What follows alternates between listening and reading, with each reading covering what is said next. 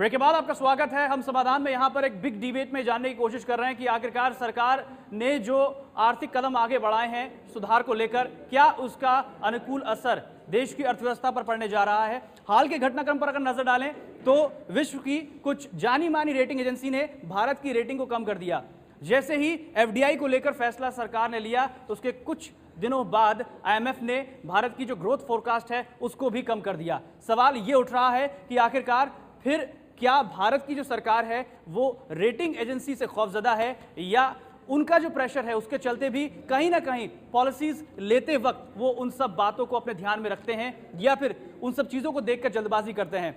बजरंग मुनि जी, मेरा सवाल ये है कि क्या ऐसा दिख रहा है कि जिस तरह से बाहर की जो रेटिंग एजेंसीज है उनका प्रेशर सरकार के ऊपर है, लगातार भारत की जो रेटिंग है वो गिरती जा रही है, इस वजह से सरकार भी थोड़ा भयभीत है और इसलिए आनंद फानंद में उन्होंने कुछ कड़े फैसले लिए। हमको सारी दुनिया को देख करके तो चलना ही पड़ेगा, क्योंकि हम अभी भारत इस तरह अमेरिका नहीं बन गया है और चीन नहीं बन गया है कि सारी दुनिया कुछ भी कहे मैं तो अपने हिसाब से चलूंगा।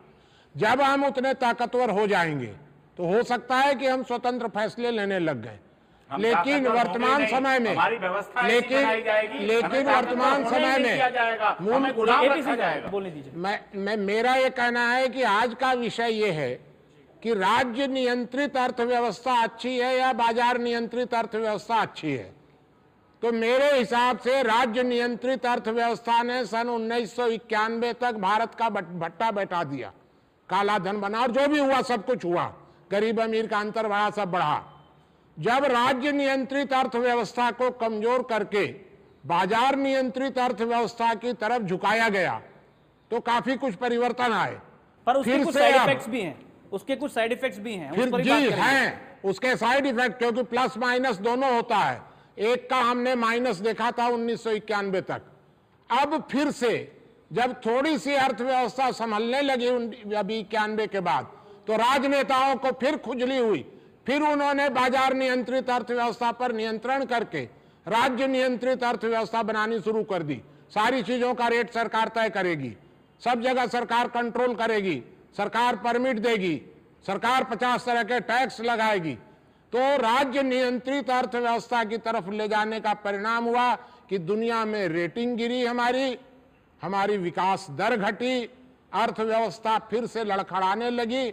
राज्य नियंत्रित अर्थव्यवस्था हमेशा घातक होती है जी, यानी कि सिद्धांत पर चलने की जरूरत जी, यानी जो मार्केट कंट्रोल इकोनॉमी है उसके पक्ष में भी कुछ यहाँ पर बातें सामने आ रही हैं, लेकिन सवाल यहाँ पर जस के तस बने हुए हैं, उनका जवाब भी हम यहाँ पर लेने की कोशिश लगातार कर रहे हैं। एक सवाल जी सज्जन पूछना चाहते हैं। जी, जिंदल जी ने कहा है तेल, गैस, पेट्रोल ये बहुत जरूरी है हमारे लिए। आज स्थिति ऐसी है कि अंतर्राष्ट्रीय स्तर पर 20 रुपए जो बताया गया है प्रति व्यक्ति आय है, 900 रुपए के सिलेंडर में 30 रुपए रोज का सिलेंडर का खर्चा है। गैस तो जलती है परंतु उस पर कुछ पकता नहीं, और एफडीआई आएगी तो शायद गैस भी ना जले।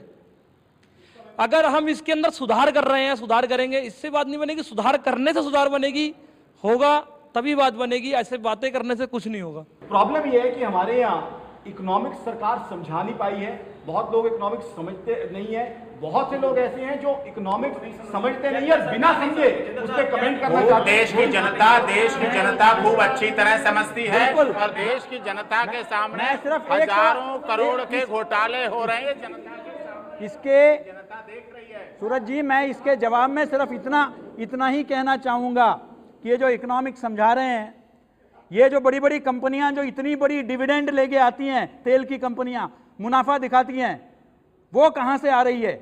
इतना जबरदस्त टैक्स हो रहा है, टैक्स ऑयल पर, पेट्रोल पर, डीजल पर, जो इंपोर्टेड क्रूड ऑयल पर है, उसका जवाब। तीसरा, हमारा ये पूरा पेट्रोलियम इंपोर्ट का खर्चा आधा हो जाता अगर ईरान का वो जो गैस पाइपलाइन आ जाता। लेकिन मणिशंकर अय्यर वहां जाते हैं, बात करते हैं, अगले दिन विदेशी ताकतों के जो इशारे पर पूरे मिनिस्टर को यह बदल देते हैं। इतना तो हम पर दबाव है, हम क्या कम करेंगे? तो उस पर पॉलिटिकल प्रेशर भी रहता है। एक सवाल, अगर ये चाहे बदलाव करना चाहे तो बहुत अच्छी तरह से बदल सकते हैं। ये जानबूझकर ऐसे सुधार नहीं होने देते हैं जिससे कि इनके हजारों करोड़ के घोटाले होते रहे और देश को चूस कर विदेशों में। एपी सिंह साहब, एक सवाल सुन लेते हैं यहाँ पर। जी, आप पूछिए। मेरा सवाल एपी सिंह जी से है। जैसा कि एपी सिंह जी ने कहा कि ये जो एफडीआई का मुद्दा है मनमोहन सिंह का, ये पूरा ढकोसला है, ड्रामा है और बिल्कुल गलत है। तो ऐसा मुद्दा इस टाइम पे उठाने की क्या वजह है? क्यों ये मुद्दा उठाया गया? क्या इलेक्शन की वजह से या फिर वोट लेने की वजह से?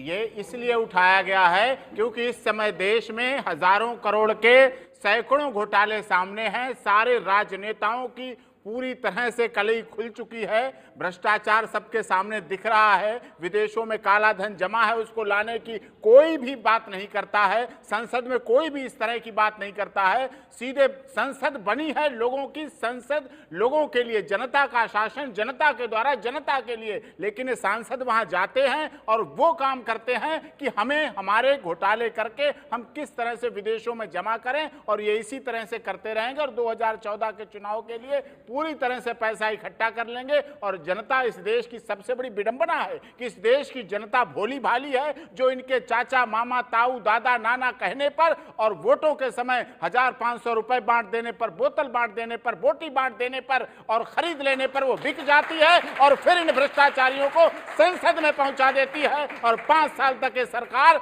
फिर से गुलाम बना देती है देश को, और फिर वही विदेशी सौदे होने लगते हैं और देश। एपी सिंह साहब, एक और सवाल जी, आपका सवाल किससे? और मैं राजस्थान से हूँ। आपने कहा कि एफडीआई से आप समर्थन है। आपने कहा कि आईटी के क्षेत्र में हमारे हिंदुस्तान के अमेरिका तक डंका बजाते हैं। अमेरिका में डंका बज गया तो हमारा समझ लो विश्व में डंका बज गया। आपने कहा कि सप्लाई चेन, वो लोग आ रहे हैं, सप्लाई चेन से आपको प्रॉफिट होगा। सप्लाई चेन आईटी में हम डंका बजाते हैं और सप्लाई चेन हमें आप सिखा रहे हो। और फिर आप एक बात और कहा कि आप लोगों को अभी इकोनॉमिक समझ में नहीं आई।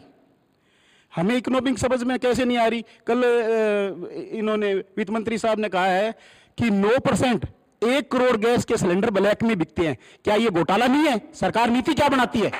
क्या ये घोटाला नहीं है? 1 करोड़ सिलेंडर बुक नहीं कराते और वो ब्लैक में बिक जाते हैं, उसकी सब्सिडी कहां जा रही है? मैं आपके तीनों प्रश्नों का आंसर देना चाहूंगा।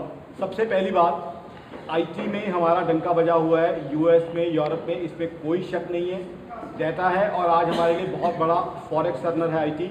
इसके बारे में तो कोई दो राय हो नहीं सकती। जहां तक सप्लाई चेन मैनेजमेंट की है, मेरा जो डायरेक्ट बात थी वो लॉजिस्टिक्स से, वेयर हाउसेज से, कोल्ड स्टोरेज से थी। इस चीज़ का डेटा है जो कहीं से भी आप चेक कर सकते हैं। 25 से 30% फूड ग्रेन हमारे यहाँ वेस्ट हो जाता है। क्या कोई इसके हित में है कि हमारा खाने का सामान, हमारा अनाज जो है वेस्ट हो जाए, हमारा गेहूं, चावल, फल, सब्जियां नष्ट हो जाए? इस चीज़ का कोई समर्थन करता है क्या आप में से? जी नहीं, मेरा एक प्रश्न है। सब लोग बार बार कह रहे हैं कि डीजल पेट्रोल पर से टैक्स हटना चाहिए, गैस पर गैस का दाम घटना चाहिए। क्या आप इस बात से सहमत हैं कि रोटी कपड़ा मकान पर टैक्स इसी तरह लगता रहे जैसा आज लग रहा है? अगर यदि भारत में इसी तरह गांव के ऊपर टैक्स लगता रहा, श्रम पर टैक्स लगता रहा, तो नक्सलवाद नहीं बढ़ेगा तो क्या बढ़ेगा?